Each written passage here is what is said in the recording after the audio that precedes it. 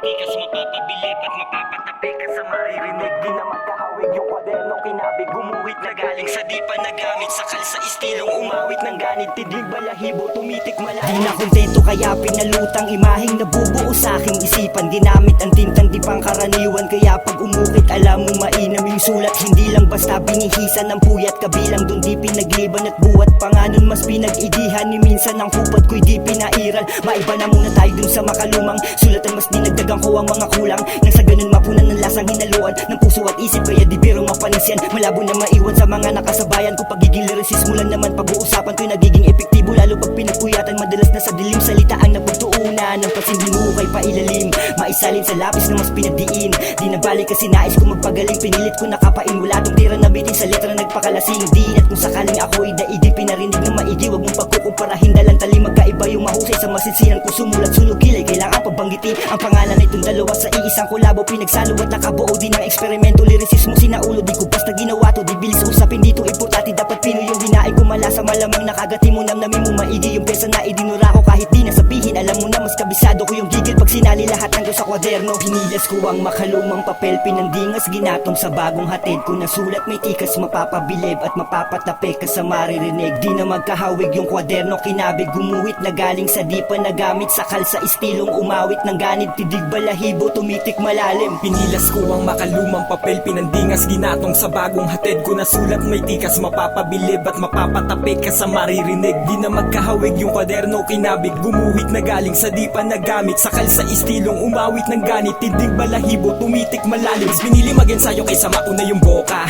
magpakaran ako di na late game, kumbaga malayarakal sa Dota, biglang lumabas sa linya, makikita mong malayo na rin sa dati pag inumpara mo yung lumang imahe. Maraming bulong at sa akin umatake na natiling mas meron pa rin sinabi, di pinanghinaan para lalong lumakas, mas ginaganahan di na para umatras, di na mamalay ang pangalan ay bumakas, wag mong hahayaan sa pinto ay lumabas na natiling nasa loob habang pinapalawak ang imahinasyon. Sa sagarin kada tugon, lalo pang inaakap ang dedikasyon, mas pinagdusayan kung may dapat higitan, walang iba hindi sila kundi yung dati na ako.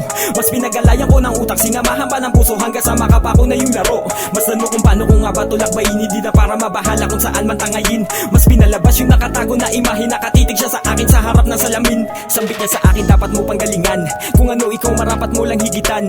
Ako yung pangalan mong animoy katipan, palaging nasa yung likod, buhat ng iyong sinimulan. Mas pinalakas sa kada paglabas pag kinumpara mo sa kahapon. Lumang bersyon ko ang hinigitan, hindi mawawala ang salitang padayon.